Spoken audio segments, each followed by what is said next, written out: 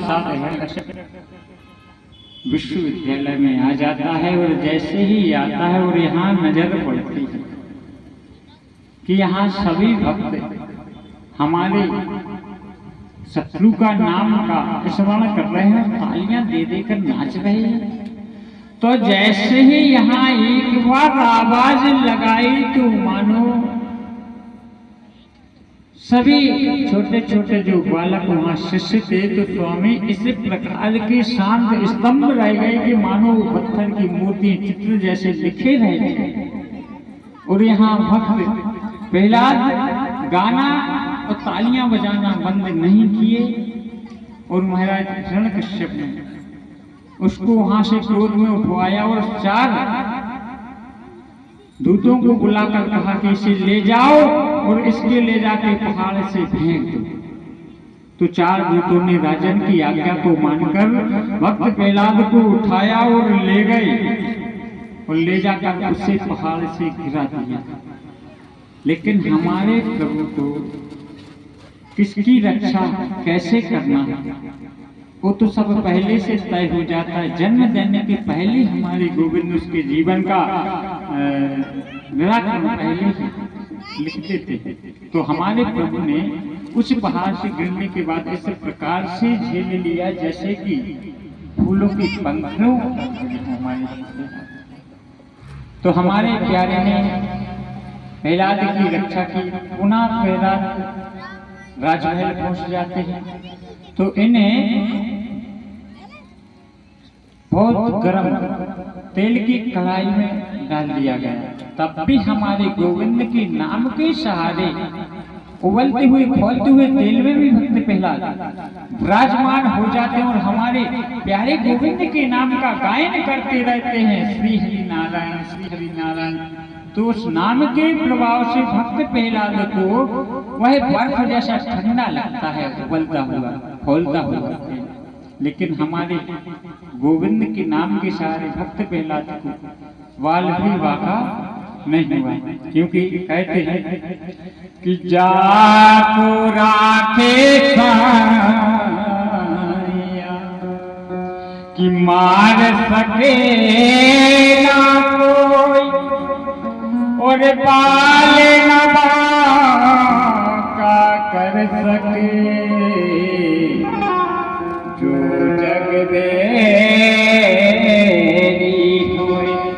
क्योंकि हमारे प्यारे गोविंद हमारे प्यारे भक्त हृदय के में भक्त प्रहलाद के हृदय में पहले से ही आवर्त विराजमान है। अब ये बताओ जो हमारे प्यारे गोविंद की छत्र छाया में चरणों में विराजमान है, इस कलयुग का प्रभाव या कलयुग का कोई भी दैत्य या कोई भी जीव उसको क्या क्षति पहुंचा सकता है? नहीं पहुंचा सकता। जब लाख प्रयत्न कर लिया, लाख प्रयत्न किया तो इनकी एक बहन है जिसका नाम होलिका, तो हिरण्यकश्यप ने उसको बुलाया।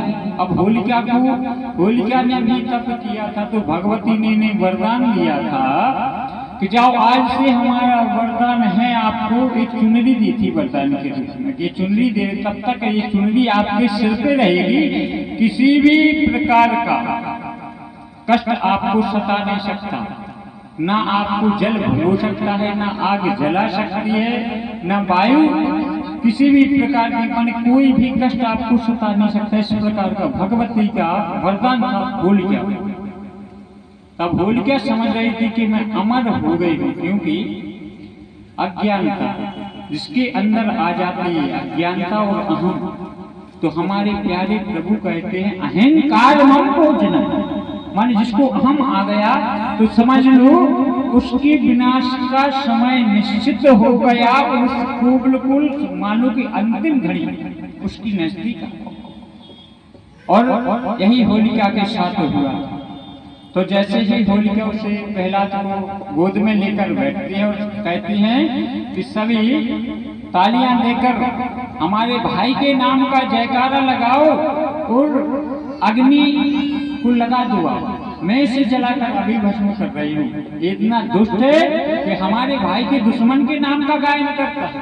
तो होलिका गोद में लेके बैठ जाती है और जो हिरण्यकश्यप के दूत थे, उन्होंने उस लकड़ियों के ताल में आग लगाई, और आग लगाई तो उसी समय पर हमारे प्यारे नारायण की योग माया से, कृपा से, इच्छा से एक ऐसा तूफान आता है कि वह होलिका के सिर से वह चुनरी उड़कर हवा के माध्यम से किनारे लग जाती है। और जैसे ही किनारे लगती है तो हमारे श्री हरि की कृपा से होलिका वहां भस्म हो जाती है, और हमारे प्यारे नन्हे मुन्ने से भक्त प्रहलाद को वह आग छू ही नहीं पाती। हमारे प्यारे गोविंद की कृपा से वह भक्त बिल्कुल सही सलामत बच जाता है। जैसे सही सलामत बचता है तो जो हिरण्यकश्यप के पक्ष के थे ना, तो वे एक दूसरे को उठा के मारने लगे, पीटने लगे क्रोधवश। जो हमारे प्यारे प्रभु भक्त प्रहलाद के पक्ष के थे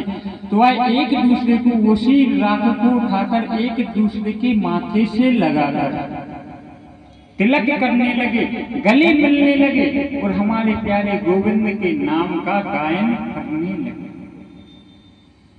तो जी होली होती है तो आपने कई लोगों को देखा होगा कि होली के टाइम पे वो त्योहार को त्योहार सा नहीं मनाते, कि आप त्योहार को इतना बुरा रूप दे देते हैं, वो नशा करके, नशा के वशीभूत होकर एक दूसरे को उठा के इधर पटके उधर पटके जे करें। और जो हमारे गोविंद के नाम के अनुरागी होते हैं, हमारे प्रहलाद के पक्ष के होते, वो एक दूसरे को तिलक करके एक दूसरे के गले मिलते हैं और हमारे प्यारे गोविंद के नाम का स्मरण करते हैं।